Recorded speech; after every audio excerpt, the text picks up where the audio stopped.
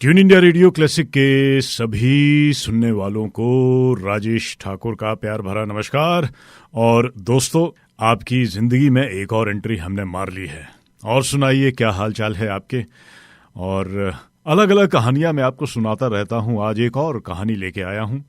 दोस्तों, आज जो कहानी मैं आपको सुनाने जा रहा हूं, ये कहानी है 1973 की। एक साल की कहानी है, लेकिन इस एक साल के अंदर बहुत सारी कहानियां हैं। हो सकता है आपकी कहानी भी हो 1973 में, अगर आपका जन्म हुआ है, या फिर उससे पहले अगर आपका जन्म है तो बहुत सी कुछ ऐसी यादें हैं, शायद आपकी ताज़ा हो जाए। और अगर जन्म नहीं हुआ था, आप इस दुनिया में नहीं आए थे, तो फिर हम आपको बताएंगे कि 1973 वो साल कैसा साल रहा होगा। दोस्तों, 1973 की शुरुआत हुई थी सोमवार के दिन, मंडे। एक कॉमन ईयर था, 365 इस साल के दिन थे, और बड़े जोरों शोरों से दुनिया भर में इस नए साल का आगमन किया गया था। इस प्रोग्राम के अंदर मैं आपको साल की कहानी तो सुनाऊंगा, लेकिन पृष्ठभूमि हमारी रहती है हिंदी फिल्में। सो कुछ एक हिंदी फिल्में जो मैंने चूज की है, उस साल 83 हिंदी फिल्में बनी थी, उन कुछ एक फिल्मों का जिक्र रहेगा। और बहुत बढ़िया बढ़िया उस साल गाने बने हैं, तो जो मेरे फेवरेट गाने हैं वो गीत मैं आपको सुनाऊंगा।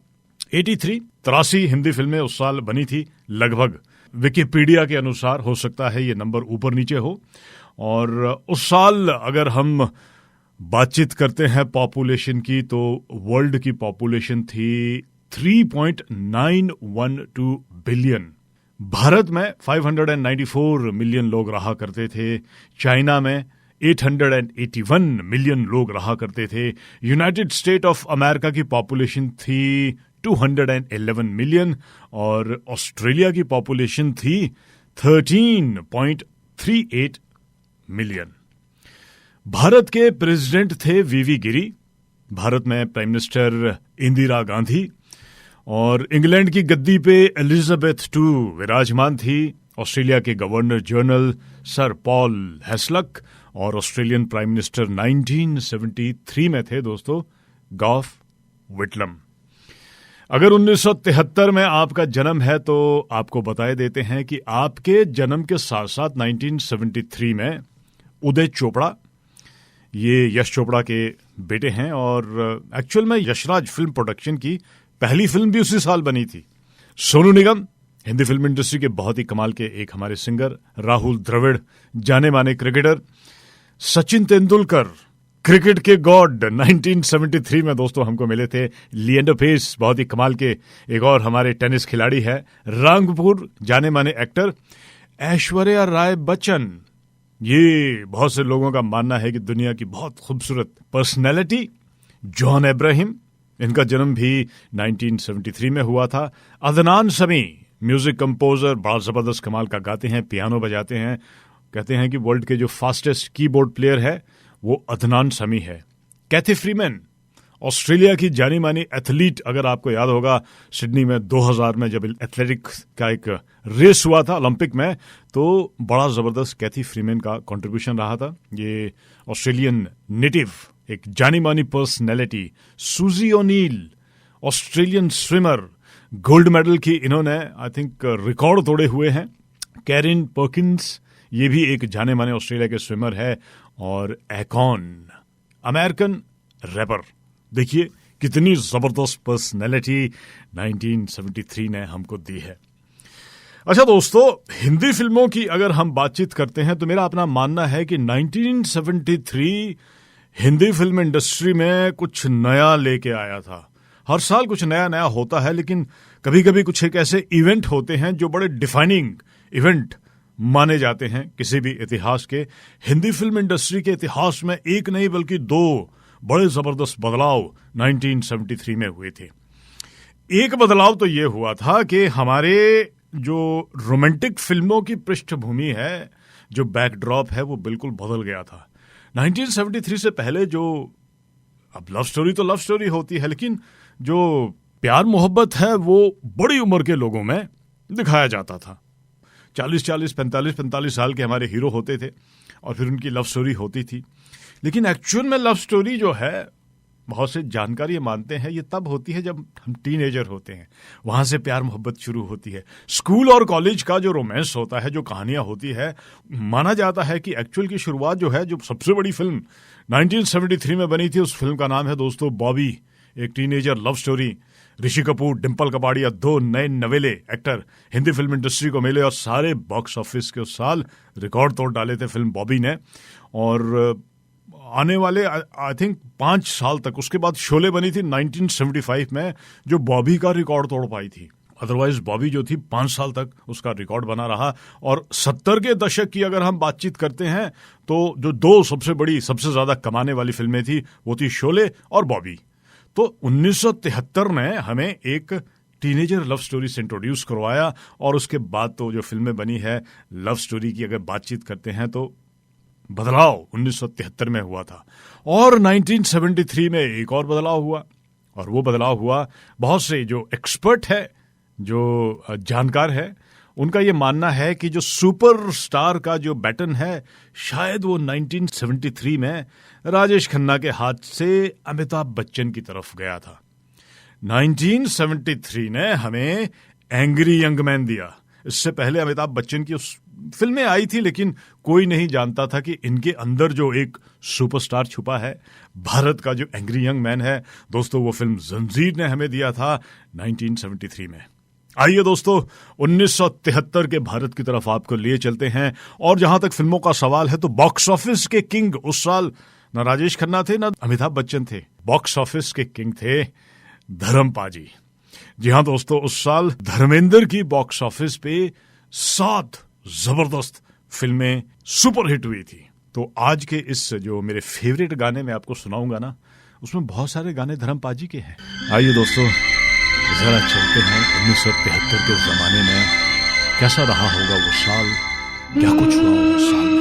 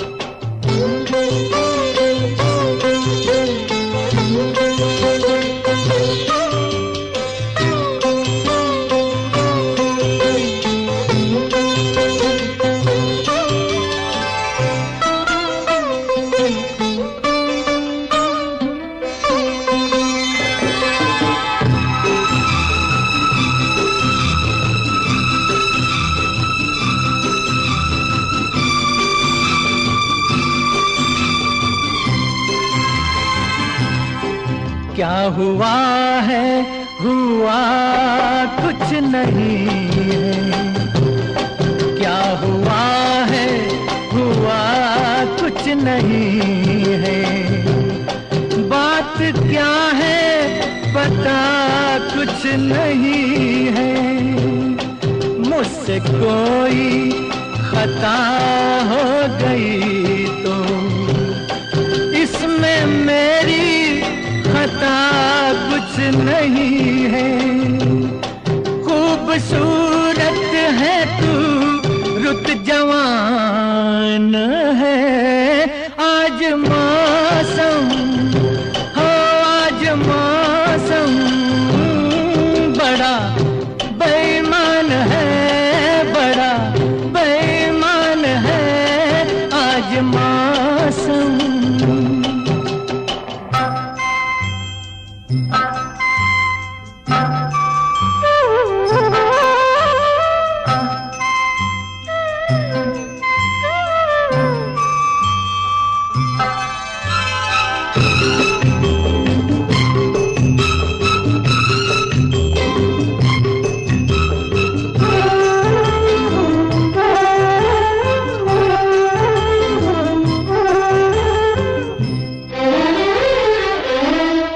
काली काली घटा डर रही है, काली काली घटा डर रही है।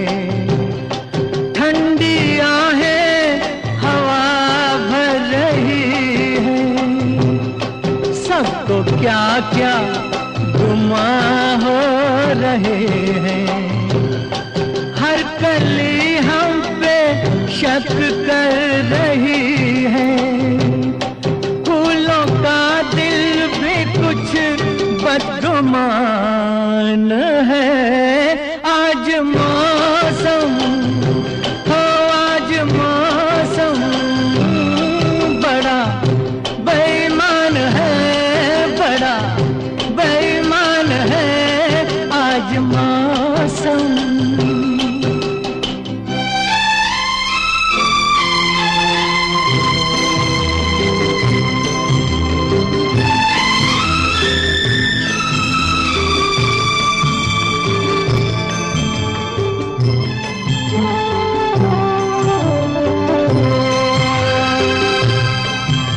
मेरे यार ए हुस्न वाले, ए मेरे यार ए हुस्न वाले, दिल किया मैंने तेरे हवाले।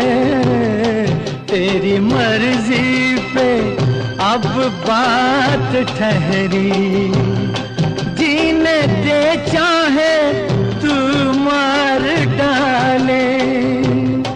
तेरे हाथों में अब मेरी जान है। आज मौसम हो, आज मौसम बड़ा बेईमान है, बड़ा बेईमान है आज मौसम। मोहम्मद रफी की आवाज, आनंद बख्शी का लिखा गाना और लक्ष्मीकांत प्यारेलाल का संगीत। आज मौसम बड़ा बेईमान है। आनंद बख्शी साहब के बहुत सारे गाने ऐसे हैं जो इतने ज्यादा मशहूर हुए हैं कि बाद में ऑलमोस्ट वो कहावत बन गए थे। तो भारत में एक जमाने में ये कहावत थी, आज भी कहावत है। कभी जब मौसम थोड़ा बेईमान हो जाता है ना, देखिए मैंने भी बोल दिया आज मौसम बड़ा बेईमान है। धर्मपाजी पे ये गाना फिल्माया गया। हिंदी फिल्म इंडस्ट्री के ही मैन भी इन्हें कहा जाता है और 1973 एक्चुअल में अनडिस्प्यूटेड किंग है ये बॉक्स ऑफिस के। हालांकि ये जमाना जो है, अगर शोहरत की हम बातचीत करते हैं तो राजेश खन्ना का है। 1973 में राजेश खन्ना ने शादी भी की थी डिम्पल कपाड़िया के साथ, क्योंकि डिम्पल कपाड़िया उस साल बहुत ही खूबसूरती के साथ पर्दे पे राज कपूर ने उन्हें पोर्ट्रेट किया था फिल्म बॉबी में। आइए दोस्तों जरा एक नजर दौड़ाते हैं कि 1973 में बॉक्स ऑफिस पे जो 10 सबसे बड़ी फिल्में बनी थी, क्या कुछ भारत ने उस साल देखा था, क्या उनको अच्छा लगा था। तो सबसे बड़ी फिल्म तो बॉबी, जैसे कि बार बार मैं जिक्र कर रहा हूं, इसके बारे में थोड़ा डिटेल में आपको बताऊंगा। ऋषि कपूर, डिम्पल कपाड़िया और प्राण इस फिल्म की स्टार कास्ट। दूसरे नंबर पर रही थी धर्मपाजी की जुगनू, धर्मेंद्र और हेमा मालिनी। तीसरे नंबर पर दाग, राजेश खन्ना, शर्मिला टैगोर और राखी। चौथे नंबर पर जंजीर, अमिताभ बच्चन, जया भादुड़ी और प्राण। पांचवें नंबर पर यादों की बारात, धर्मेंद्र, विजय अरोड़ा, जीनत अमान, तारिक खान, अजीत खान और नीतू सिंह। छठे नंबर पर कहानी किस्मत की, धर्मेंद्र और रेखा। सातवें नंबर पर लोफर, धर्मेंद्र, मुमताज, पद्मा खन्ना। आठवें नंबर पर धर्मा, नवीन निश्चल, रेखा और प्राण। नवें नंबर पर हीरा, सुनील दत्त, आशा पारेख। और 10वें नंबर पर आ गले लग जा, शशि कपूर, शर्मिला टैगोर और शत्रुघ्न सिन्हा ने इस फिल्म में काम किया। दोस्तों ये है 10 ऐसी फिल्में जो उस साल लोगों ने पसंद की, और सारी जो फिल्में हैं वो बड़ी फिक्शनल फिल्में हैं। आपको किसी और ही दुनिया में ले जाती है। यादों की बारात फिल्म है जहां पे बचपन में कुछ भाई बिछड़ जाते हैं, फिर बड़ा उनका जिंदगी का संघर्ष चलता है, बाद में जाके मिलते हैं। दाग एक बड़ी ही कंट्रोवर्शियल फिल्म। एक्चुअल में यश चोपड़ा जो जिस तरीके की फिल्में बनाते थे उसकी शुरुआत 1973 में हुई है। इस फिल्म का जिक्र भी ज़रूर मैं आपके साथ करूंगा। बॉबी के बारे में थोड़ा मैंने आपको बताया है, बाकी लोफर, जुगनू, ये बड़ी मस्त मज़ेदार फिल्में उस साल बनी थी। अच्छा दोस्तों, उसके साथ साथ मैं आपके साथ ये भी जिक्र करता रहूंगा कि दुनिया में और क्या कुछ हुआ था। 1973 में वियतनाम में जो एक बहुत बड़ा वॉर कई सालों से चल रहा था, वो खत्म हुआ था। वियतनाम पेरिस पीस अकॉर्ड्स उस साल साइन किया गया था, और ये साइन किया गया था north Vietnam, south Vietnam, Viet Cong और यूनाइटेड स्टेट के बीच में। इस एग्रीमेंट को जो नाम दिया गया था, वो नाम था an agreement ending the war and restoring peace in Vietnam. और ये पूरा उसमें बड़ा क्लियरली कहा गया था किस तरीके से सीज फायर होगा, और 60 डेज 60 दिन का समय दिया गया था कि यूनाइटेड स्टेट कंप्लीटली अपना जो भी उनका बेस है वियतनाम में, उसे वो रिमूव कर देंगे। और बड़ा डिटेल में ये एक बहुत ही इंपॉर्टेंट डिसीजन लिया गया था, क्योंकि बड़ा ये खून खराबा कई सालों तक वियतनाम में चला था, और अल्टीमेटली 1973 में इसका खात्मा हुआ था।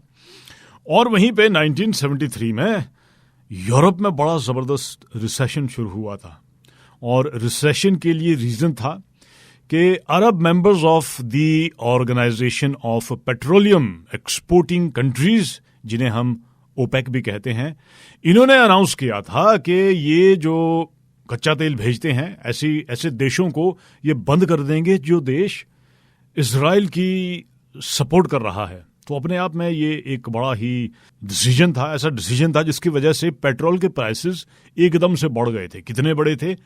200%। तो ये एक ऐसा डिसीजन था जिसने पूरे यूरोप में रिसेशन खड़ा कर दिया था। भारत में उस साल एक बड़ा ज़बरदस्त डिसीजन लिया गया था, और वो डिसीजन लिया गया था कि भारत में हमारे टाइगर धीरे धीरे ख़त्म होते चले जा रहे थे, और भारत की सरकार ने उस साल एक कैंपेन शुरू की थी, सेव द टाइगर, जो अभी तक भारत में चल रही है। और वहीं पे 1 नवंबर को भारत में एक और नया स्टेट बना था, और स्टेट का नाम है दोस्तों कर्नाटका। 1973 कुछ मेरे फेवरेट गाने हैं दोस्तों उस साल के, और 1973 का जिक्र हो और ये गाना मैं आपको ना सुनाऊं, ऐसा हो नहीं सकता। सुनिए।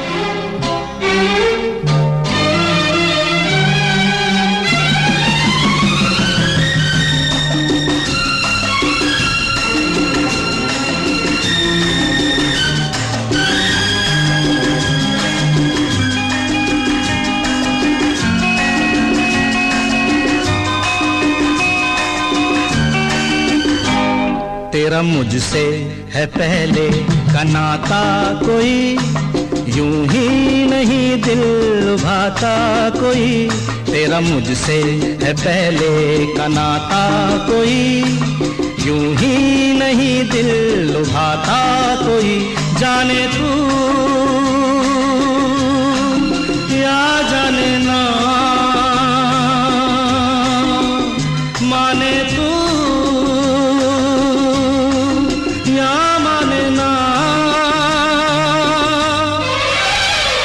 तेरा मुझसे है पहले का नाता कोई, यूं ही नहीं दिल लुभाता कोई।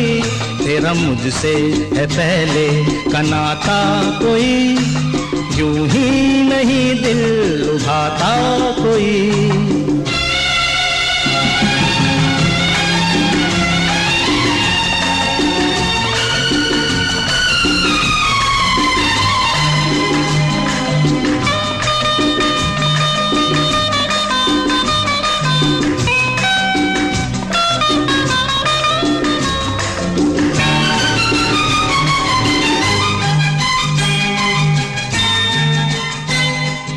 धुआं धुआं था वो समा, यहाँ वहाँ जाने कहाँ। धुआं धुआं था वो समा, यहाँ वहाँ जाने कहाँ।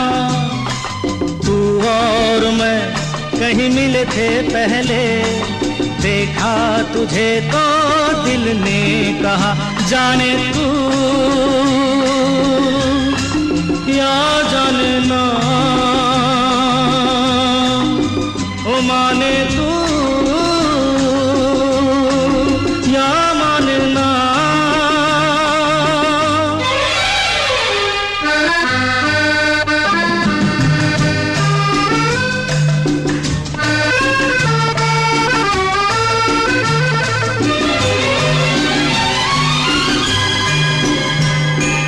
तू भी रही मेरे लिए, मैं भी रहा तेरे लिए, तू भी रही मेरे लिए, मैं भी रहा तेरे लिए। पहले भी मैं तुझे बाहों में लेके घूमा किया और झूमा किया, जाने तू या जाने ना, वो माने तू या माने ना।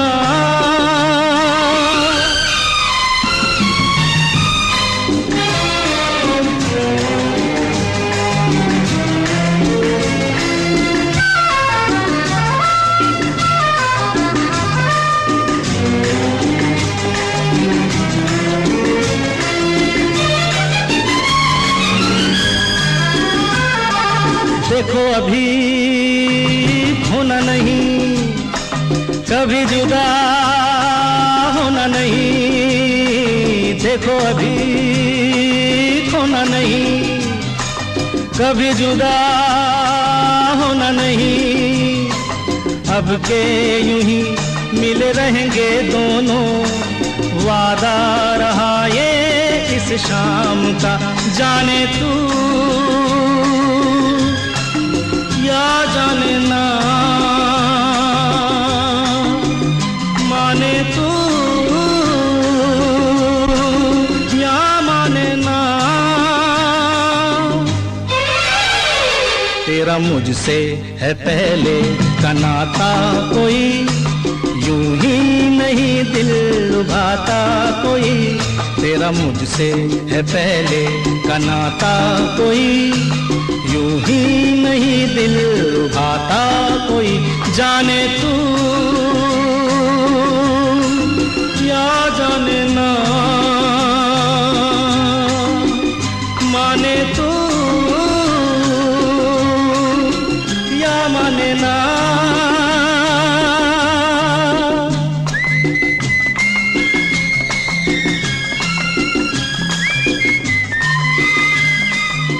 किशोर कुमार साहब की आवाज, आर डी बर्मन का संगीत और साहिर लुधियानवी का लिखा गाना।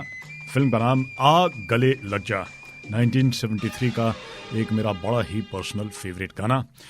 अच्छा दोस्तों, ऑस्ट्रेलिया की अगर हम बातचीत करते हैं तो ऑस्ट्रेलिया की जो आइकॉनिक बिल्डिंग है, जो ऑस्ट्रेलिया की पहचान है, वो है दोस्तों सिडनी ओपेरा हाउस। और 1973 में सिडनी ओपेरा हाउस कंप्लीट हुआ था और इंग्लैंड की महारानी एलिजाबेथ II ऑस्ट्रेलिया आई थी और ऑफिशियली 20 अक्टूबर को सिडनी ओपेरा हाउस 1973 भी ऑस्ट्रेलिया को और दुनिया को मिला। एक बहुत ही कमाल की ये एक बिल्डिंग है।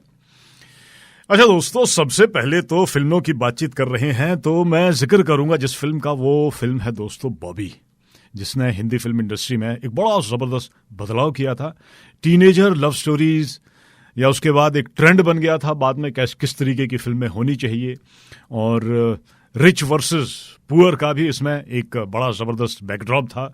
और वहीं पे दो अलग अलग धर्मों को लेके भी ये एक बैकड्रॉप बना था और बड़ी ही कमाल की ये फिल्म थी।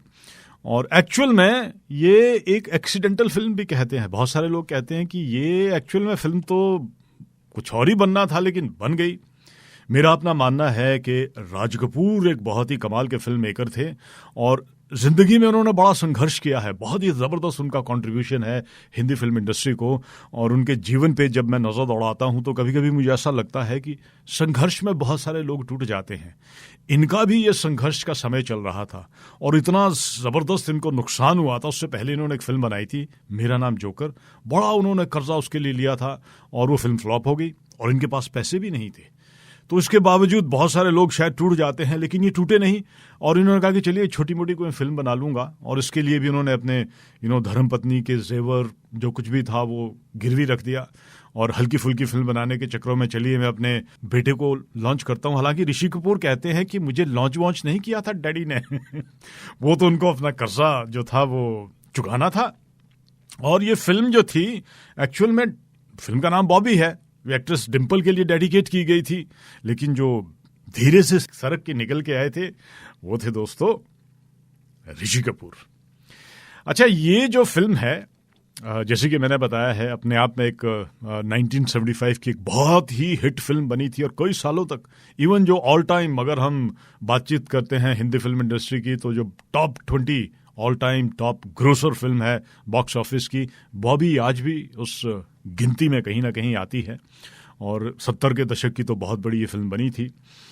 और इस फिल्म के साथ जब इसकी इनॉग्रेशन हुई थी, तो एक बहुत ही आइकॉनिक, मुंबई में चंदन सिनेमा है, इस फिल्म के साथ वो सिनेमा इनॉग्रेट किया था राज कपूर साहब ने। तो ये जो कहानी है, एक्चुअल में कहानी के पीछे भी एक कहानी है।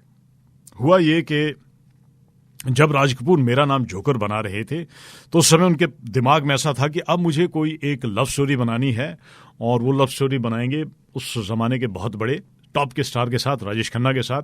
और हुआ ये कि मेरा नाम जोकर बिल्कुल फ्लॉप हो गई, और उसके साथ साथ बड़ा ज़बरदस्त कर्जा भी हो गया। इतना कर्जा इनका बढ़ गया कि खुद को इनको बड़ा डिप्रेशन सा होने लगा। ये मीडिया से बचते थे, इधर उधर नहीं जाते थे।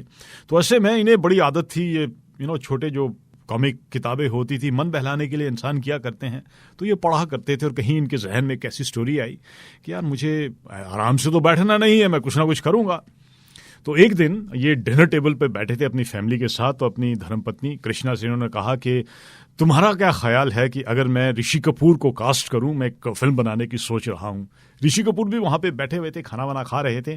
तो इनकी धर्मपत्नी ने हाँ कर दी, और ऋषि कपूर ने कहा कि जब मुझे पता चला कि मैं हीरो बन रहा हूं, तो खाना खा के सीधा ही मैं अपने कमरे में गया और ऑटोग्राफ कैसे देने हैं उसकी मैंने प्रैक्टिस शुरू कर दी थी। कहते हैं कि उस फिल्म के लिए राज कपूर ने अपनी धर्मपत्नी के जो गहने थे वो गिरवी रख दिए थे। और जब वो स्क्रिप्ट पे काम कर रहे थे, तो फिर ये जो टीनेजर की किताबें होती हैं, उन किताबों को पढ़ा करते थे, ये जानने के लिए कि क्या ऐसी चीज़ है जो टीनेजर को अच्छी लगती है। और उसके बाद इन्होंने, जब हीरोइन की बातचीत हुई, तो बहुत सारी लड़कियों को इन्होंने ऑडिशन किया, जिसमें नीतू सिंह भी थी। एक और जानी मानी उस जमाने की सिंगर है नाजिया हसन, उनको भी इन्होंने ऑडिशन किया था। लेकिन अल्टीमेटली इनके एक दोस्त है चुन्नी लाल कपाड़िया, उनकी बेटी डिम्पल कपाड़िया जो 15 साल की थी, उन्हें इस फिल्म के लिए साइन किया गया। अच्छा, एक और बदलाव इस फिल्म में ये हुआ था कि राज कपूर की सारी फिल्मों का संगीत इससे पहले दिया था शंकर जयकिशन ने। और हुआ ये कि इसमें देहांत हो गया था एक कंपोजर का, तो फिर इन्होंने लक्ष्मीकांत प्यारेलाल से इस फिल्म का संगीत बनाया था। और इसके बाद आने वाले कई सालों तक लक्ष्मीकांत प्यारेलाल ने राज कपूर की फिल्मों का संगीत दिया।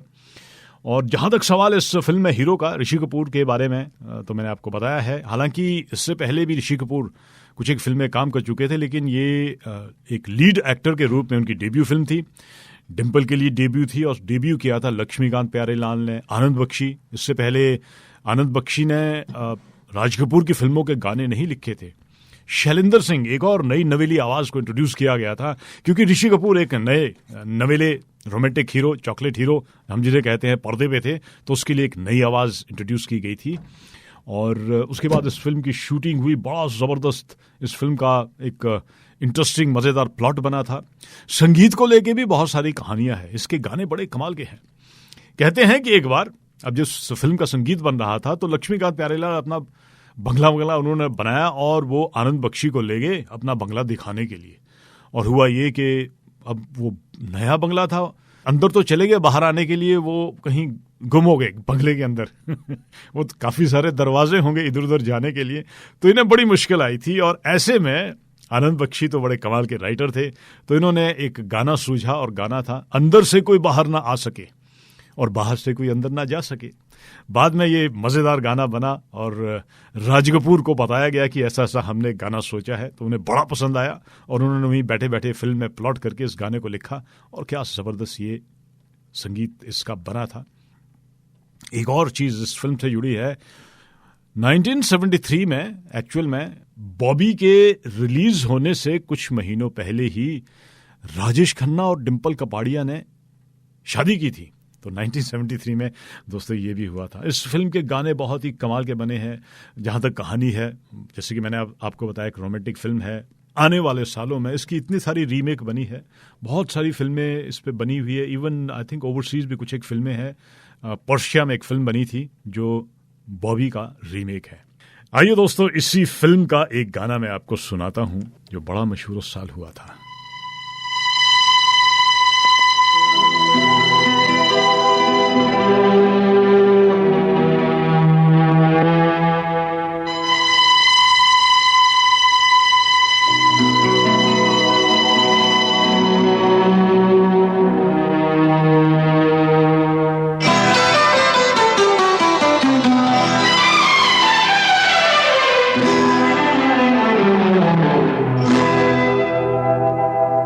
मैं शायर तो नहीं, मैं शायर तो नहीं, मगर ऐ हंसी जब से देखा मैंने तुझको, मुझको शायरी आ गई। मैं शायर तो नहीं, मगर ऐ हंसी जब से देखा मैंने तुझको, मुझको शायरी आ गई। मैं आशिक तो नहीं, मगर ऐ हंसी जब से देखा मैंने तुझको, मुझको आशिकी आ गई। मैं शायर तो नहीं।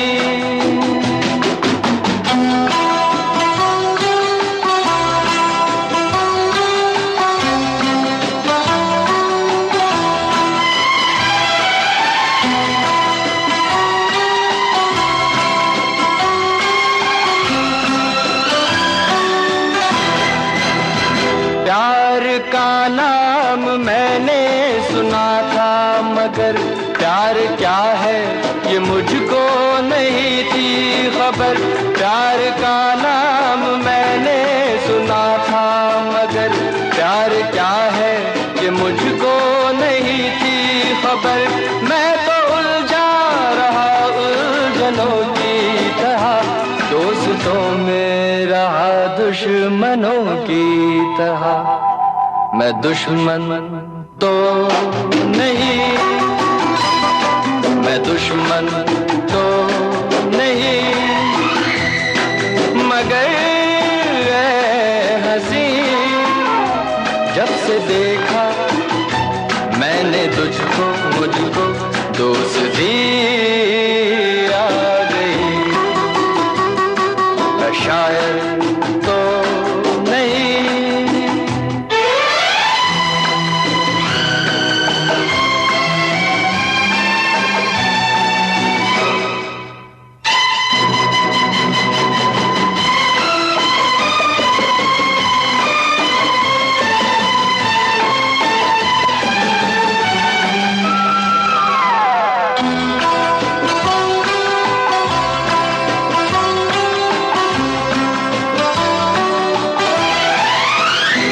सोचता हूँ अगर मैं दुआ मांगता, हाथ अपने उठा कर मैं क्या मांगता। सोचता हूँ अगर मैं दुआ मांगता, हाथ अपने उठा कर मैं क्या मांगता।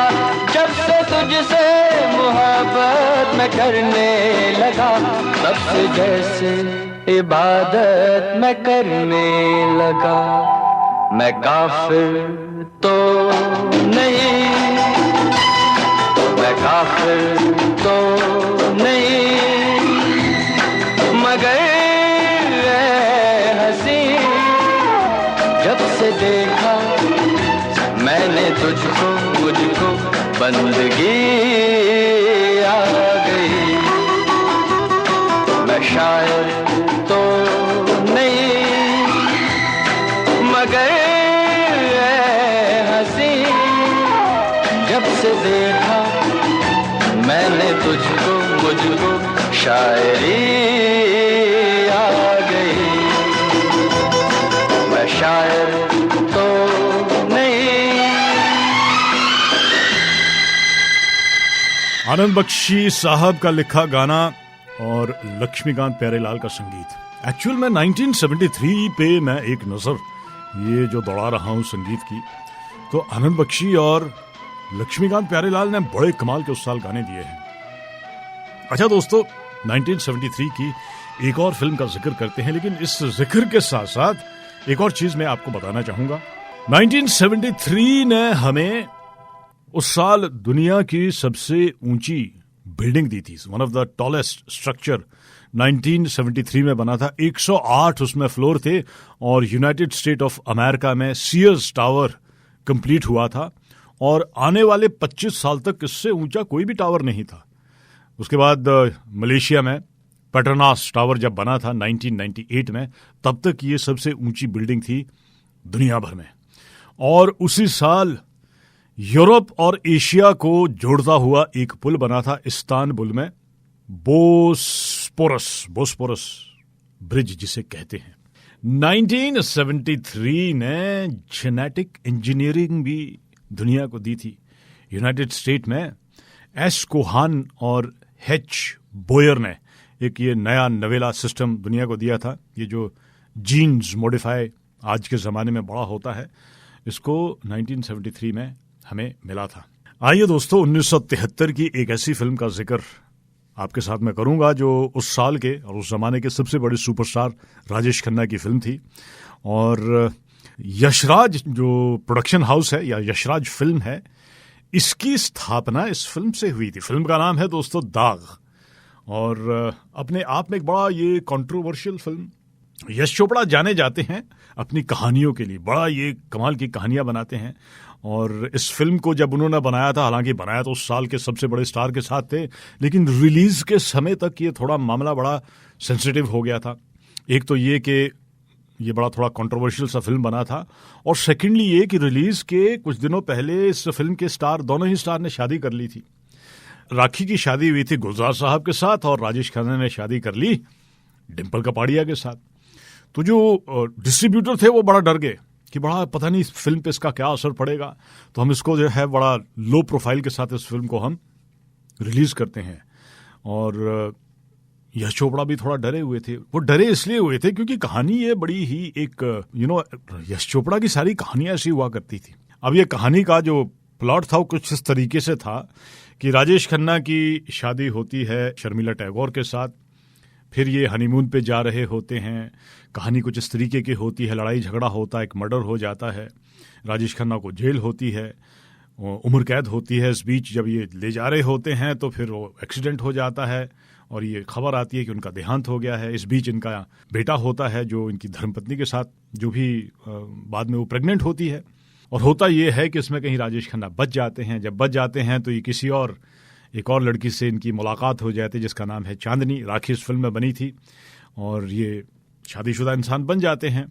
तो भारत में एक लॉ है कि अगर आप एक बार शादी करते हैं तो दूसरी शादी आप नहीं कर सकते हैं। तो ये बड़ा एक कंट्रोवर्शियल मामला बना था। बाद में जब पता चलता है वो जिंदा है तो ये कहानी आगे पीछे घूमती है, बढ़ती है। बड़ी मजेदार ये फिल्म है। अगर आपने फिल्म नहीं देखी है, डिटेल में आपको मैं नहीं बताऊंगा, तो उस फिल्म को देखिएगा। फिल्म का नाम है दाग। और जहां तक सवाल है इस फिल्म की रिलीज को लेके, तो यश चोपड़ा थोड़ा घबराए हुए थे, पता नहीं क्या होगा। और ऊपर से उनके एक्टर्स ने शादी कर ली है। उस जमाने में ये भी माना जाता था कि शादी अगर कर लेते हैं तो फिर बड़ा इसका असर पड़ता है उनकी स्टारडम पे, ये सब कुछ भी चल रहा था। तो इसको बड़े लो प्रोफाइल से, बड़े कम प्रिंट के साथ रिलीज किया गया था। लेकिन विद इन फ्यू डेज पता चला कि लोगों को तो फिल्म बड़ी पसंद आ रही है और फिर धड़ल्ले से उस फिल्म को रिलीज किया गया। और उस साल बॉक्स ऑफिस पे ये तीसरी सबसे बड़ी कामयाब फिल्म बनी थी। और यशराज बैनर जो आज इतनी कमाल की फिल्में बनाता है, कहते हैं कि उसकी फाउंडेशन फिल्म दाग से शुरू हुई थी। और इस फिल्म को खूब सारे अवार्ड मिले थे। यश चोपड़ा को film fair award best director के लिए इस फिल्म में मिला था। राखी को बेस्ट सपोर्टिंग एक्ट्रेस का अवार्ड मिला था। कादर खान की ये डेब्यू फिल्म थी। और साहिर लुधियानवी साहब के बारे में कहते हैं कि उन्होंने कहा था कि मैं इस फिल्म के गाने लिखूंगा, लेकिन मैं इस फिल्म के गाने लिखने के लिए आपसे पैसे नहीं लूंगा। अगर ये फिल्म हिट होती है तो ही आप मुझे इस फिल्म के पैसे दीजिएगा। और बड़े मशहूर इस फिल्म के सारे गाने हुए थे। इस फिल्म में राखी का नाम चांदनी था और बाद में यश चोपड़ा ने इस नाम का इस्तेमाल एक नहीं बल्कि 2 बार किया था। फिल्म सिलसिला में एक कैरेक्टर का नाम चांदनी था और 1989 में इन्होंने फिल्म बनाई थी चांदनी। आइए दोस्तों, फिल्म दाग का एक गाना आपको सुनाता हूं। आज क्या है तू कहे तो मैं बता दूं, मेरे दिल में आज क्या है तू कहे तो मैं बता दूं। तेरी जुल्फ फिर संवारूं, तेरी मांग फिर सजा दूं, मेरे दिल में आज क्या है तू कहे तो मैं बता दूं।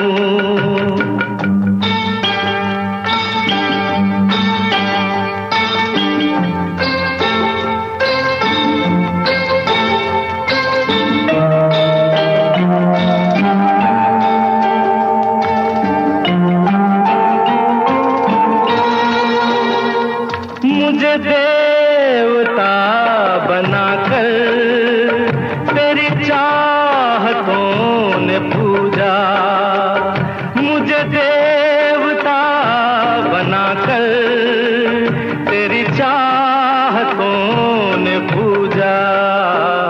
मेरा प्यार कह रहा है मैं तुझे खुदा बना दूं, मेरा प्यार कह रहा है मैं तुझे खुदा बना दूं। मेरे दिल में आज क्या है तू कहे तो मैं बता दूं।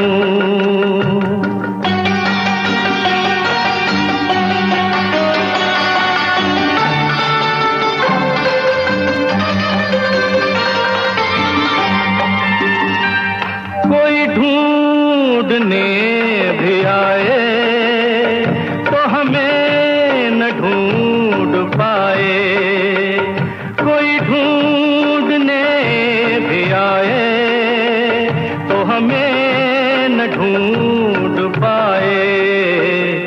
तू मुझे कहीं छुपा दे मैं तुझे कहीं छुपा दूं, तू मुझे कहीं छुपा दे मैं तुझे कहीं छुपा दूं। तेरी जुल्फ फिर संवारूं, तेरी मांग फिर सजा दूं, मेरे दिल में आज क्या है तू कहे तो मैं बता दूं।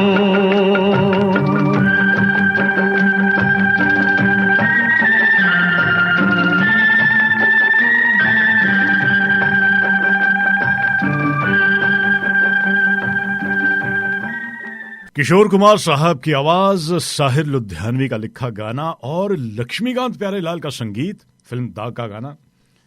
आज दोस्तों जो गीत मैं आपको सुना रहा हूं वो कुछ मेरे फेवरेट गाने हैं 1973 की फिल्मों से। अच्छा दोस्तों, आजकल ज्यादातर हमारा जो ऑनलाइन शॉपिंग है, शॉपिंग का एक अलग ही तरीका बन गया है। बारकोड एक बहुत ही इंपॉर्टेंट चीज है, शॉपिंग ही नहीं बल्कि बहुत सारी चीजों के लिए। ये 1973 यूनाइटेड स्टेट में इसकी इन्वेंशन हुई थी। उसी साल हमको ऑप्टिकल फाइबर भी मिला था और अमेरिका ने स्काईलैब अपना स्पेस स्टेशन 1973 में लॉन्च किया था। 1973 में एक नॉर्दर्न आयरलैंड में बड़ा जबरदस्त रेफरेंडम किया गया था जहां पे लोगों ने डिसाइड किया कि वो यूनाइटेड किंगडम के साथ ही रहेंगे। और उसी साल दोस्तों मिसिसिपी रिवर, ये एक बड़ी जानी मानी नदी है, बड़ा जबरदस्त यहां पे उस साल उसमें एक बाढ़ आई थी। 77 दिन तक लगातार इस नदी में बाढ़ आती रही। 1973 अगर ऑस्ट्रेलिया की हम बातचीत करते हैं तो ऑस्ट्रेलिया में दोस्तों उस साल पहला ऑस्ट्रेलिया का कैसीनो खुला था 10 फरवरी को होबार्ट में। ये West Point hotel casino Australia का पहला कैसीनो माना जाता है। और उस साल ऑस्ट्रेलिया में एक और डिसीजन लिया गया था। न्यू साउथ वेल्स ने 1970 में डिसाइड किया कि यहाँ पे जितने भी रहने वाले हैं उनकी वोटिंग एज 18 साल कर दी गई थी, लेकिन बाकी ऑस्ट्रेलिया में 21 साल हुआ करती थी। तो 1973 में ये डिसाइड किया गया कि पूरे ऑस्ट्रेलिया में जो 18 साल के जो भी लोग बाग हैं उन्हें वोटिंग का अधिकार दिया गया था। और उसी साल PNG या पापुआ न्यू गिनी उन्हें सेल्फ गवर्नमेंट का अधिकार दिया गया था और अल्टीमेटली पापुआ न्यू गिनी भी आजाद हुआ था 1973 में। आइए दोस्तों, 1973 की एक और ऐसी फिल्म का जिक्र आपके साथ करूंगा। अगर इस फिल्म का जिक्र ना हो तो फिर ये 1973 की कहानी थोड़ी अधूरी रह जाती है। ये हिंदी फिल्म इंडस्ट्री का एक बड़ा डिफाइनिंग ईयर है और डिफाइनिंग ये फिल्म भी है। फिल्म का नाम है दोस्तों जंजीर, जिसने हिंदी फिल्म इंडस्ट्री को, अमिताभ बच्चन के बारे में कहा जाता सदी के महान नायक है। मैं ये तो नहीं कहूंगा कि जंजीर से अमिताभ बच्चन ने अपने करियर की शुरुआत की, लेकिन जंजीर ने अमिताभ बच्चन को बनाया एंग्री यंग मैन। और ये प्रकाश मेहरा की एज ए प्रोड्यूसर उनकी ये पहली फिल्म थी। और इस फिल्म के बाद आने वाले 16 साल तक अमिताभ बच्चन और प्रकाश मेहरा ने बड़ी जबरदस्त एंग्री यंग मैन की हमें फिल्में दी है। लेकिन इस फिल्म की कहानी तो खैर अलग है, लेकिन इस कहानी को पर्दे पे लाने के लिए प्रकाश मेहरा को बड़ा स्ट्रगल करना पड़ा था। एक्चुअल में ये फिल्म की स्क्रिप्ट ओन करते थे उस जमाने में धर्मेंद्र। सलीम जावेद ने इस फिल्म को लिखा था। धर्मेंद्र को बड़ी पसंद आई और उन्होंने कहा कि ये स्क्रिप्ट आप मुझे दीजिए, मैं इस पर फिल्म बनाऊंगा। और इस बीच प्रकाश मेहरा फिल्म बना रहे थे समाधि। तो जब धर्मेंद्र को सुनाएगी तो धर्मेंद्र को समाधि बड़ी अच्छी लगी। उन्होंने कहा कि यार तुम मुझे समाधि की स्क्रिप्ट दे दो, मेरे से तुम जंजीर की स्क्रिप्ट ले लो। तो प्रकाश मेहरा ने उस समय उनसे ये कहा कि ठीक है, मैं ये दोनों फिल्में बनाऊंगा, लेकिन क्योंकि उस जमाने में धर्मेंद्र, जैसे कि मैंने कहा है, बॉक्स ऑफिस के अनडिस्प्यूटेड किंग थे। 73 में 7-8 इनकी बॉक्स ऑफिस पे बड़ी फिल्में बनी, बड़े बिजी भी थे। तो प्रकाश मेहरा ने कहा कि आपको ये फिल्म करनी पड़ेगी। तो धर्मेंद्र ने कहा कि हाँ ठीक है, मैं ये फिल्म करूंगा। अनाउंस भी हो गई फिल्म कि इस फिल्म में काम कर रहे हैं धर्मेंद्र और मुमताज। अब हुआ ये कि धर्मेंद्र बड़ा बिजी हो गए। अब प्रकाश मेहरा इंतजार करते रहते थे कि कब आए, लेकिन धर्म जी बिजी हो गए। तो अल्टीमेटली उन्होंने कहा कि भाई देखिए, मैं किसी और एक्टर को लेता हूं। फिर उन्होंने देवानंद साहब की काला पानी फिल्म देखी थी और उनको अप्रोच करने की बातचीत हुई। तो सलीम जावेद ने कहा कि ये तो डिजास्टर हो जाएगा जनाब इस स्क्रिप्ट के साथ। अब देवानंद जो कि रोमांटिक किंग माने जाते हैं, बड़ा जबरदस्त रोमांस करते हैं, इस फिल्म के अंदर तो इसका जो एक्टर है वो तो हंसता भी नहीं है, बल्कि उसमें एक हमने प्राण का एक गाना है जो गाएंगे तब जाके कहीं वो हंसेंगे। तो देवानंद पे तो ये फिल्म सूट नहीं करती। और हुआ ये कि इस बीच मुमताज ने भी शादी कर ली और उन्होंने कहा कि मैं तो अपना शादी पे ध्यान दूंगी, करियर को अभी हम थोड़ा साइड में रखेंगे। तो हीरोइन भी चली गई, तो इन्हें बड़ी परेशानी हुई। फिर एक और उस जमाने के बड़े जाने माने एक्टर राजकुमार को अप्रोच किया गया, तो उन्हें स्क्रिप्ट बड़ी पसंद आई। अब राजकुमार जो थे उनकी पर्सनैलिटी बड़ी हटके थी, वो बड़े अजीबोगरीब उनके अपना एक स्टाइल हुआ करता था। तो उन्होंने एक शर्त रखी, उन्होंने ये शर्त रखी कि देखिए ये फिल्म जो है मुंबई में माहिम में शूट होनी थी। माहिम में वो पुलिस इंस्पेक्टर दिखाए गए हैं। तो बोलते कि यार माहिम में मैं पहले इंस्पेक्टर रह चुका हूं, तो चलो इस फिल्म की शूटिंग हम मद्रास में करेंगे। तो ये प्रकाश मेहरा को ठीक नहीं लगा कि यार मेरा तो पूरा का पूरा प्लॉट यहाँ पे है, सब कुछ यहाँ पे डिसाइड है, अब एक्टर की वजह से मुझे पूरा का पूरा मद्रास जाना पड़ेगा। तो राजकुमार साहब भी आउट हो गए। फिर अप्रोच किया गया दिलीप कुमार साहब को और दिलीप कुमार साहब ने कहा कि देखिए ये फिल्म के रोल में मुझे बड़ा सीधा सीधा ये रोल रखा है, कुछ ज़्यादा करने को नहीं है। दिलीप साहब को वेरिएशन बड़ा अच्छा लगता था और इस फिल्म का एक्टर तो है गुस्से में, गुस्सा ही गुस्सा है उस बंदे के अंदर। तो सो वो भी आउट हो गए। फिर हुआ ये कि सलीम जावेद ने अमिताभ बच्चन को बॉम्बे टू गोवा, ये 1972 की फिल्म थी, 1 साल पहले की फिल्म थी। इस फिल्म में जब इन्होंने देखा था तो इन्हें लगा कि यार ये बंदे के अंदर कुछ ऐसा है जो फिलहाल निकल के नहीं आ रहा है। और इन्होंने फिर प्रकाश मेहरा को कहा कि आप अमिताभ बच्चन को कास्ट कीजिएगा। प्रकाश मेहरा ने कास्ट तो कर लिया, लेकिन फिर उन्हें प्रॉब्लम आई। अब प्रॉब्लम यह आई कि फाइनेंसर और डिस्ट्रीब्यूटर वो कहने लगे कि यार आपने ये कौन से एक्टर को ले लिया है, ये एक्टर तो ज़्यादा फ्लॉप एक्टर है, इनकी तो कोई ज़्यादा फिल्में हैं नहीं, या जो फिल्में हैं तो वो सपोर्टिंग रोल है वो कर रहे हैं, तो बड़ा फ्लॉप सा नाम है। तो ये भी ने बड़ा मुश्किलें आई। लेकिन अल्टीमेटली सलीम जावेद ने जिस तरीके से कहा था कि इस एक्टर के अंदर कुछ और है, प्रकाश मेहरा को भी वो नज़र आया और उन्होंने कहा कि नहीं, हम तो इस फिल्म को बनाएंगे। और अल्टीमेटली दोस्तों ये फिल्म बनी, और फिल्म बनी क्या, बॉक्स ऑफिस पे ये फिल्म उस साल की चौथी सबसे बड़ी फिल्म बनी। अमिताभ बच्चन एक एंग्री यंग मैन के रूप में हिंदी फिल्म के पर्दे पे हमको दिखाई दिए, और मेरा अपना मानना है कि उसके बाद आने वाले 20-25 साल तक लोगों का जो अपना गुस्सा होता है, अब बहुत सी जीवन में संघर्ष हो रहे होते हैं, आप वो गुस्सा दर्शा नहीं पाते हैं, दिखा नहीं पाते हैं, लेकिन अमिताभ बच्चन के जरिए पर्दे पे सभी लोग अपना गुस्सा उतारते थे। उनका जो ढिशुमा होता था, उन्हें लगता था कि वो अपने जो भी उनका दुश्मन है उसको मार रहे हैं। बड़ा ये फिल्म लोगों ने पसंद की और हिंदी फिल्म इंडस्ट्री में एक और बहुत बड़ा बदलाव ये फिल्म लेके आई। दोस्तों, मैं 1973 के फेवरेट गाने आपको सुना रहा हूं। उस साल एक और फिल्म बनी थी अमिताभ बच्चन की ही, लेकिन वो एंग्री यंग मैन की नहीं थी। एक बहुत ही कल्ट फिल्म है, मेरी बड़ी फेवरेट वो फिल्म है। और मेरा अपना मानना है कि जो कपल होते हैं, किस तरीके से कभी कभी उनकी जिंदगी में बड़े उतार चढ़ाव और तनाव आता है, किस तरीके से आता है, क्या कुछ होता है। एक बहुत कमाल की फिल्म बनी थी। फिल्म का नाम था अभिमान, और उस फिल्म का संगीत एस डी बर्मन का। मेरे बड़े फेवरेट गाने हैं, तो उसी फिल्म का एक गीत दोस्तों आपके लिए।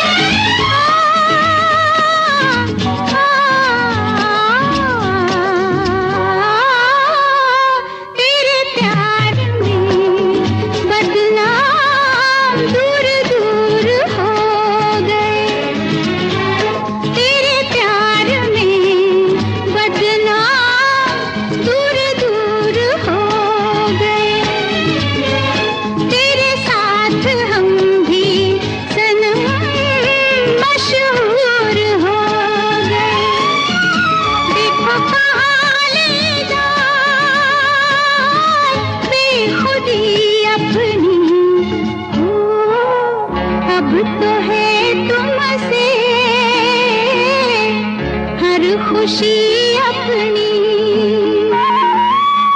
तुम पे मरना है जिंदगी अपनी, अब तो है तुम। लता मंगेशकर की आवाज, मजरू सुल्तानपुरी का लिखा गाना और एस.डी. बर्मन साहब की कंपोजिशन। बहुत ही कमाल के इस फिल्म के गाने हैं दोस्तों, सारे ही गाने। और कुछ एक गाने तो ऐसे हैं जो आज भी जब उन गानों को आप सुनते हैं तो ऐसा लगता है कि अभी अभी ये गीत बने हैं। 1973 में दोस्तों, उस साल यूनाइटेड किंगडम और रिपब्लिक ऑफ आयरलैंड और डेनमार्क ये एंटर हुए थे, तीनों यूरोपियन इकोनॉमिक कम्युनिटी में, जो बाद में यूरोपियन यूनियन बना। और उस साल दोस्तों एल्विस प्रेस्ली का एक कॉन्सर्ट हुआ था हवाई में। कहते हैं कि वर्ल्ड वाइड इसका जो टेलीकास्ट हुआ था, इसको इतने सारे लोगों ने देखा था कि इससे पहले जो एक वर्ल्ड वाइड टेलीकास्ट हुआ था उसका रिकॉर्ड तोड़ा था। जो पहला इससे पहले हुआ था वो हुआ था जब मून लैंडिंग हुई थी। अपोलो की मून लैंडिंग को जब दुनिया भर में दिखाया गया था तो बहुत सारे लोगों ने उसको देखा था, और उस रिकॉर्ड को तोड़ा था एल्विस प्रेस्ली के हवाई के कॉन्सर्ट में, जो 14 जनवरी 1973 को हुआ था। उस साल यूनाइटेड स्टेट में डॉलर को डीवैल्यू किया गया था 10%, और वहीं पे दुनिया का पहला मोबाइल टेलीफोन कॉल उस साल 3 अप्रैल को न्यूयॉर्क सिटी में मार्टिन कूपर ऑफ मोटरोला से किया गया था। 1973 में मोबाइल टेलीफोन। अच्छा दोस्तों, 1973 की एक और फिल्म का जिक्र बड़ा जरूरी है, क्योंकि वो फिल्म भी अपने आप में बहुत से लोगों का मानना है कि हिंदी फिल्म इंडस्ट्री में एक नई शुरुआत करने वाली फिल्म थी। हिंदी फिल्म इंडस्ट्री की पहली वो मसाला फिल्म मानी जाती है, जिसमें एक्शन था, ड्रामा था, रोमांस था, म्यूजिक था, क्राइम था और थ्रिलर था। इतने सारे जो हमारे अलग अलग प्रकार की फिल्में होती है एक ही फिल्म के अंदर। और इस फिल्म का नाम है दोस्तों यादों की बारात। नासिर हुसैन ने इस फिल्म को बनाया था, और ये फिल्म जो है वो बहुत सारे लोगों के लिए डेब्यू फिल्म भी बनी थी। काफी सारे लोगों को इसमें लॉन्च किया गया था। आने वाले समय में जीनत अमान और नीतू सिंह हिंदी फिल्म इंडस्ट्री की बहुत बड़ी एक्ट्रेसेस बनी थी। बहुत कम लोगों को पता है आमिर खान की डेब्यू फिल्म थी। 8 साल के छोटे से इन्होंने एक नासिर हुसैन के नेफ्यू तारिक खान के बचपन का जो रोल किया था वो किया था आमिर खान ने। नासिर हुसैन की ये फिल्म थी। नासिर हुसैन ने इस फिल्म को डायरेक्ट किया था, और इस फिल्म की कहानी लिखी थी सलीम जावेद ने। अच्छा, इस फिल्म का जो संगीत है वो भी बड़ा मशहूर हुआ था। आर.डी. बर्मन साहब ने इस फिल्म का संगीत दिया था, और इतने कमाल के इस फिल्म के गाने हैं कि आज भी इन गीतों का इस्तेमाल होता है, रिमिक्सेस बनते हैं, कहीं पे कॉन्सर्ट होता है। अगर गाना चुरा लिया है तुमने जो दिल को ये ना बजे, तो वो कॉन्सर्ट थोड़ा अधूरा लगता है। लेकर हम दीवाना दिल, या फिर यादों की बारात निकली है, या दिल के द्वारे। नासिर हुसैन की एक बड़ी दिली ख्वाहिश थी, और वो ख्वाहिश थी कि वो अमिताभ बच्चन के साथ काम करना चाहते थे। लेकिन जो डिस्ट्रीब्यूटर थे वो उन्होंने कहा कि नहीं भाई, आप अमिताभ बच्चन को मत लीजिएगा, ये तो इतने बड़े एक्टर नहीं है, हमें तो कोई और एक्टर चाहिए। तो अल्टीमेटली विजय अरोड़ा को इन्होंने इसमें साइन किया था, और कुछ समय बाद पता चला कि जंजीर जो है वो बड़ी मशहूर हो गई है, बड़ा कमाल का उसका काम है। तब तक बड़ी देर हो चुकी थी, क्योंकि फिल्म जो थी ऑलमोस्ट कंप्लीट हो चुकी थी। और बाद में उन्होंने फिर डिस्ट्रीब्यूटर को कहा कि देखिए, आपने एक बहुत बड़े एक्टर को इस फिल्म में लाने से रोका है। एनीवे, फिल्म तब तक आई थिंक कंप्लीट हो चुकी थी। इस फिल्म में धर्मेंद्र साहब का भी बड़ा कमाल का, एक मल्टी स्टारर फिल्म थी, बहुत बड़ी इस फिल्म की स्टार कास्ट थी, एक से बढ़कर एक इस फिल्म के स्टार थे। धर्मेंद्र, जीनत अमान, विजय अरोड़ा, तारिक खान, अजीत खान, सत्येन कपूर, बड़ा लंबा चौड़ा इस फिल्म का। और ये शायद धर्मपाल की पहली ऐसी फिल्म है जहां पे इन्होंने इस फिल्म में ना तो कोई रोमांटिक काम किया, ना ही कोई गाने वाने गाए। इस फिल्म का एक गाना है, कहानी बड़ी मसाला फिल्म है। बचपन में छोटे छोटे बच्चे होते हैं, पिताजी के बर्थडे पे वो सभी एक गाना गाते हैं, यादों की बारात निकली है, और बाद में वो बिछड़ जाते हैं और अंत में जाके फिर मिलते हैं, वही गाना गाते हैं सब मिलजुल के। बड़ी ज़बरदस्त फिल्म बनी थी, और बहुत ही कमाल के इस फिल्म के दोस्तों गाने हैं। लेकिन मैं जो गाना आपको सुनाऊंगा, मेरा दिल कर रहा है कि ये गाना मैं आपको ज़रूर सुनाऊं।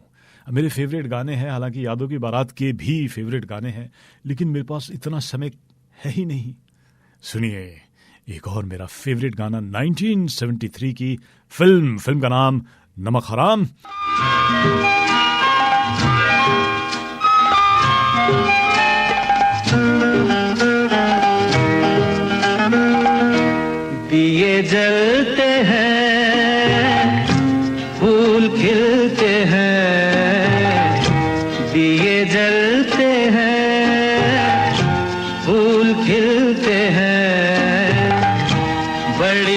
मुश्किल से मगर दुनिया में दोस्त मिलते हैं, दिए जलते हैं।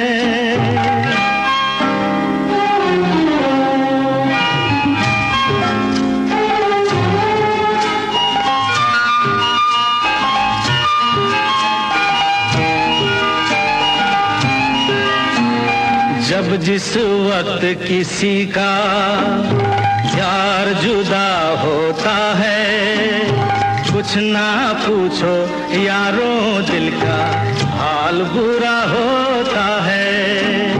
जब जिस वक्त किसी का यार जुदा होता है, कुछ ना पूछो यारों दिल का हाल बुरा होता है।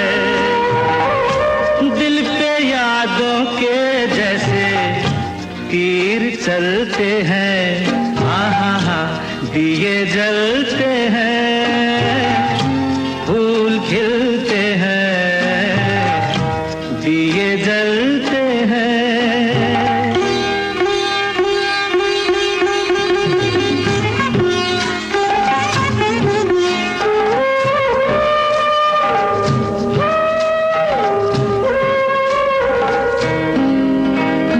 इस रंग रूप पे देखो, हरगिज नाज न करना, जान भी मांगे यार तो दे देना, नाराज न करना। रंग उड़ जाते हैं, धूप ढलते हैं, दिए जलते हैं। आनंद बख्शी का लिखा गाना, किशोर कुमार की आवाज और आर.डी. बर्मन का संगीत। फिल्म का नाम नमक हराम, और इस फिल्म के लिए अमिताभ बच्चन को बेस्ट सपोर्टिंग एक्टर का अवार्ड मिला। फिल्म का नाम नमक हराम। और अवार्ड की बातचीत हो रही है दोस्तों, आइए जरा एक नजर दौड़ाते हैं 1973 में कौन कौन सी फिल्मों को अवार्ड मिले थे। तो फिल्म फेयर अवार्ड में best actor Rishi Kapoor, film का नाम बॉबी। बेस्ट एक्ट्रेस एक नहीं बल्कि दो महिलाओं को साल मिला था, डिम्पल कपाड़िया और जया बच्चन को बॉबी और अभिमान में काम करने के लिए। 1973 की बेस्ट फिल्म रही थी अनुराग, एक और बड़ी कमाल की ये फिल्म। बेस्ट डायरेक्टर का अवार्ड मिला था यश चोपड़ा को फिल्म दाग के लिए। Best supporting actor male Amitabh Bachchan, Namak Haraam. Best supporting actor female Rakhee, film का नाम दाग।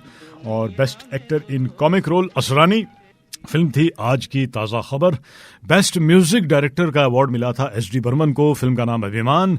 बेस्ट लिरिसिस्ट का अवार्ड मिला था गुलशन बावरा को, फिल्म जंजीर का गाना उन्होंने लिखा था यारी है ईमान मेरा। बेस्ट प्लेबैक सिंगर उस साल रहे थे नरेंद्र चंचल, बॉबी का गाना बेशक मंदिर मस्जिद तोड़ो।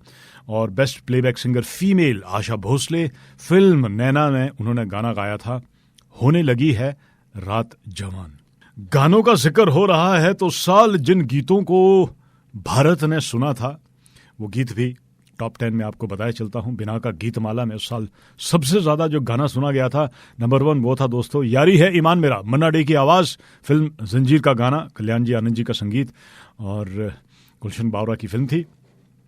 दूसरे नंबर पर गाना था बाहर से कोई अंदर ना आ सके, लता मंगेशकर शैलेंद्र सिंह ने इस गाने को गाया था। आनंद बख्शी का लिखा, लक्ष्मीकांत प्यारेलाल का संगीत, फिल्म का नाम बॉबी।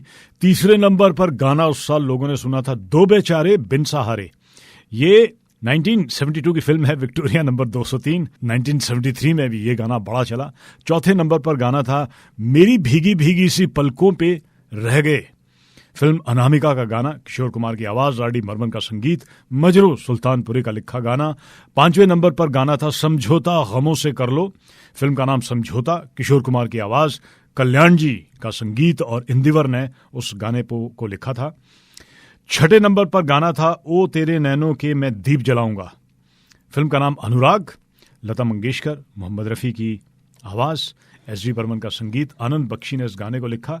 सातवें नंबर पर अब चाहे मार उठे या बाबा, फिल्म का नाम दाग, किशोर कुमार, लता मंगेशकर की आवाज, लक्ष्मीकांत प्यारेलाल का संगीत, साहिर लुधियानवी ने इस गाने को लिखा। आठवें नंबर पर उस साल गाना लोगों को सबसे ज्यादा पसंद आया, वो गाना था लक टुनक टुनक फिल्म का नाम दो चोर, ये 1972 की फिल्म थी लता मंगेशकर की आवाज, आर.डी. बर्मन का संगीत, मजरू साहब ने इस गाने को लिखा। 9वें नंबर पर गाना था धीरे से जाना, छुपा रुस्तम और किशोर कुमार की आवाज। धीरे से जाना खटियन में खटमल, धीरे से जाना, एस.डी. बर्मन साहब का लिखा, संगीतबद्ध किया ये गाना और नीरज ने इस गाने को लिखा। और 10वें नंबर पर जो गाना उस साल था दोस्तों, वो गाना था जब अंधेरा होता है, आधी रात के बाद एक चोर निकलता है। फिल्म का नाम राजा रानी, आशा भोसले और भूपेंद्र की आवाज, आर.डी. बर्मन का संगीत और आनंद बख्शी का लिखा गाना। दोस्तों, स्टूडियो की घड़ी के मुताबिक अब हमारा यहां से जाने का समय हुआ जा रहा है और मैं एक और बड़ा फेवरेट गाना छोड़े जा रहा हूं आपके लिए 1973 का। मैंने कुछ एक गाने आपके लिए जो लाइनअप किए थे, उसमें एक गाना था हंसते जख्म का, तुम जो मिल गए हो तो लगता है। लेकिन जो गाना मैं चूज कर रहा हूं दोस्तों, वो गाना है पल पल दिल के पास। ये फिल्म का नाम ब्लैकमेल, किशोर कुमार की आवाज और राजेंद्र कृष्ण ने इस गाने को लिखा है, आर.डी. बर्मन का संगीत। दोस्तों, ये गीत मैं आपके लिए छोड़े जा रहा हूं और फिर किसी दिन आपके साथ कोई एक और कहानी लेके जुड़ जाऊंगा। रेडियो क्लासिक शो सुनने के लिए बहुत बहुत धन्यवाद।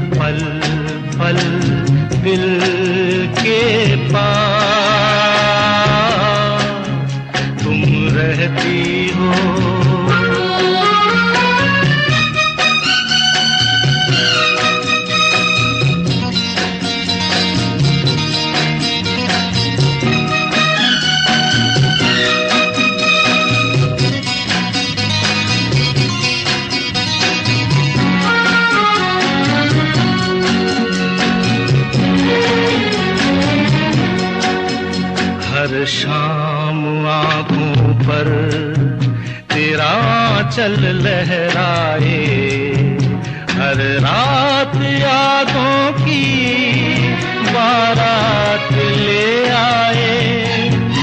मैं सांस लेता हूँ, तेरी खुशबू आती है, एक महका महका सा पैगाम लाती है। मेरे दिल की धड़कन भी तेरे गीत गाती है। पल पल दिल के पास तुम रहती हो।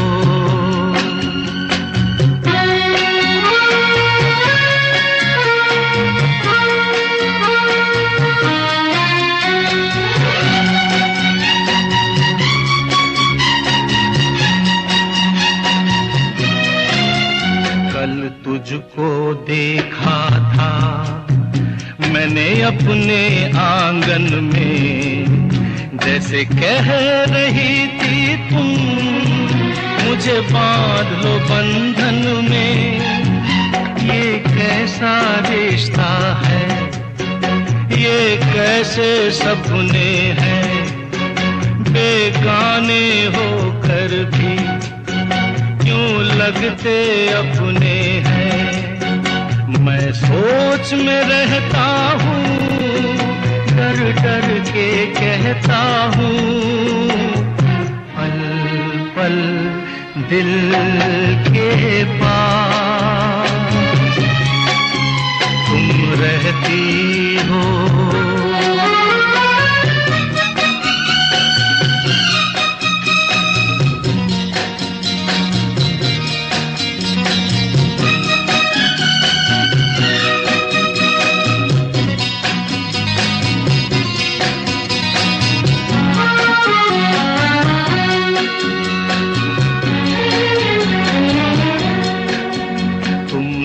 सोचोगी क्यों इतना मैं तुमसे प्यार करूं, तुम समझोगी दीवाना मैं भी इकरार करूं। दीवानों की ये बातें दीवाने जानते हैं, जलने में क्या मजा है परवाने जानते हैं। तुम यूं ही जलाते रहना आकर ख्वाबों में, पल पल दिल के पास तुम रहती हो। जीवन मीठी प्यार ये कहती हो, पल पल दिल के पास तुम रहती